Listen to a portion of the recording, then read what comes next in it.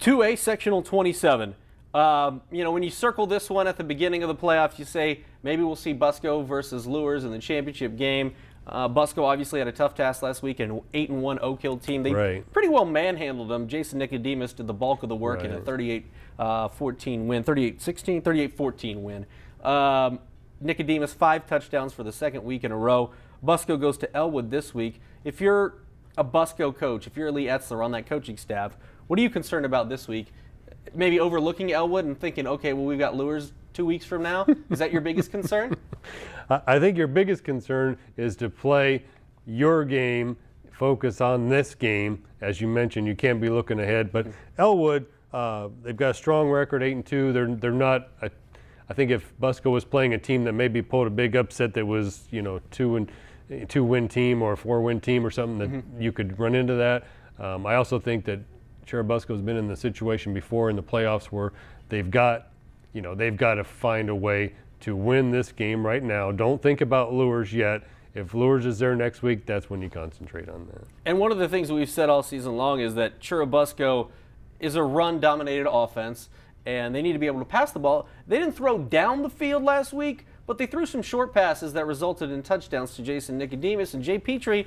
That's going to add another element to be tough to defend. Maybe it's not going to play a big factor this week against Elwood, but against a team like Lures that can really pursue after the quarterback, Jalen Smith. Well, you think of Busco, you think of the run game, and as you should. But if you can mix that sort of keep the defense off balance type of attack, then you've added another edge to your game that they're going to have if they're ultimately going to beat, which is probably going to be Lures when they get to if they get to the next round. And Lures plays Eastside. I saw Lures at Woodland last week.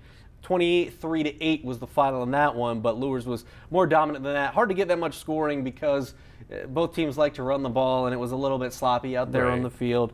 But Eastside comes off a 52-12 win against Bluffton. This is an Eastside team that's won 4 in a row heading into the game against Lures. They were feeling good last year when they met Lures in the playoffs, and we know what happened there. But if you're Lures, again, sort of the same scenario as I mentioned with Lee Etzler, how do you make sure you're not overlooking Mike Eschball and the Eastside Blazers? Because apparently they can put up some pretty big points when they want to. Well, they can, and I think with Lures, you mentioned that the score of last week's game, relatively close score, even if the game, they were in control of the game.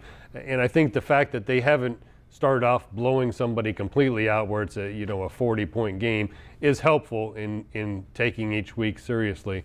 I know if you saw the News Sentinel this week where Jalen Smith won the fan vote for Player of the Year, and a lot of energy generated from Lures and in Notre Dame Nation that was voting for him in that. But I think that kind of generated some more excitement for Jalen and for his teammates, such focus on them this week, and I would imagine that they're going to be pretty sharp, and weather plays a factor, but I have to believe Lures still has so many weapons and so much talent that they will prevail in this one. And their running game continues to improve. We've seen since Coach Kiefer took over, they have been more focused on the run. In the Woodland game, Jalen Smith gets the first carry of the game. He goes 41 yards to help set up a touchdown. That's tough to stop that, especially on the 2A level, as we've seen in years past.